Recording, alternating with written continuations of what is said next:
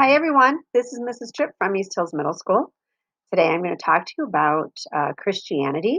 I will cover a few topics today and then a few more on Wednesday.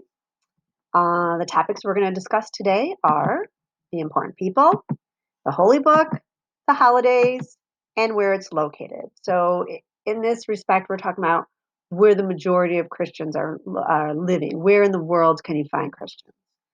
But we're going to begin with the important people. And when you talk about the important people for Christianity, you must talk about the most important one first, and that is Jesus. Christians believe that Jesus is the Son of God and that he is the Messiah that God promised them. He was born in Bethlehem and grew up in the town of Nazareth in what is present day Israel. He had a relatively regular, normal type of life as a child. He, hung out with his friends. He had chores to do. In fact, his father was a carpenter, so he would sometimes work with his dad and help him out. But when he was in his late 20s, between the year 30 and 33 CE, right around there, he started traveling throughout Galilee, which is northern Israel, and Judea, which is southern Israel. And as he was traveling, he was using parables, these stories, to teach about God and how God wanted people to treat each other. While he was doing this, at the same time, he performed what Christians believe to be miracles. During his travels, he also was able to recruit 12 close followers called the 12 disciples or 12 apostles. These men traveled all over with Jesus and helped him spread the same kind of teachings, helped him spread the teachings of how God wanted people to treat each other. About 33 CE, Jesus and his disciples traveled to Jerusalem during the Jewish festival of Passover, which, as you learned last week, is the celebration of the Jewish exodus from Egypt. When they were traveling around, more and more people would show up to listen to what this man, Jesus, had to say. They wanted to hear what he had to say, and he started gaining popularity. That became an issue with the Roman officials because as more and more people started following him, the officials saw him as a threat to their authority, and he was declared an enemy of the state. So when they had the opportunity, they arrested him and crucified him. This was a common method of execution at that time, where they would hang someone from a cross until they died. But for Christians, the important thing is what they believe happened next, and that is the resurrection. They believe that um, as Jesus's followers proclaimed that he rose from the dead and appeared to them before ascending into heaven. And these followers also believed that Jesus was the Messiah they had been waiting for. So they started traveling all over and spreading this message to other Jews in Judea and to the Jewish communities throughout the entire Roman Empire. The Apostle Peter founded the very first Christian church in the city of Rome.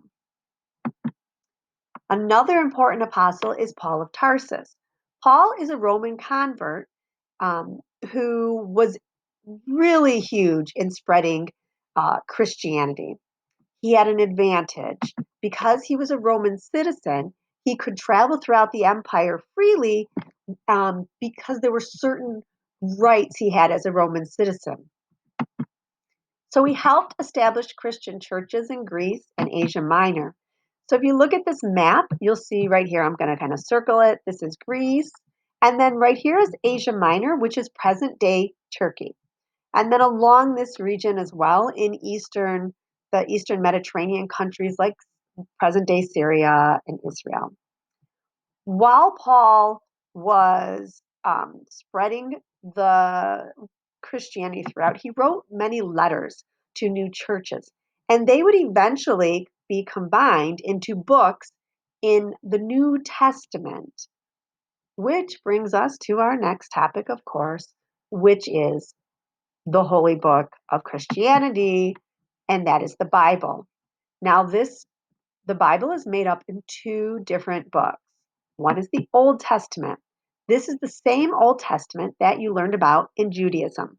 Both Christians and Jews believe it to be the sacred word of God. The second book of the Bible is the New Testament.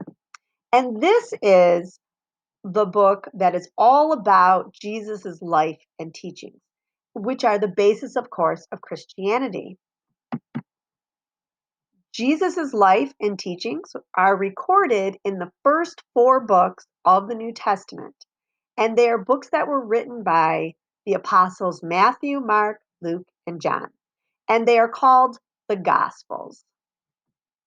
So in these stories, they're all very similar stories. They all have the same stories, but they come with a slightly different perspective because, as anything, different people are going to give something a slightly different, but they're very, very close in the stories of Jesus's life and teachings. Now let's talk about Christian holidays. There are two major Christian holidays. Um, Christmas is one, and that is the celebration of the birth of Jesus. Because Christians believe that Jesus is the Son of God, his birth is a big celebration. The second major holiday that Christians celebrate was just celebrated a couple weeks ago, and that is Easter, which celebrates the resurrection of Jesus. The next thing I'm going to talk about is where uh, Christianity is located.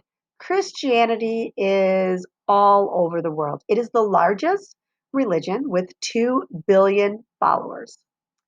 And this map that you see has it's different colors because if you look at the key based on the color, that's the percentage of the population that is Christian.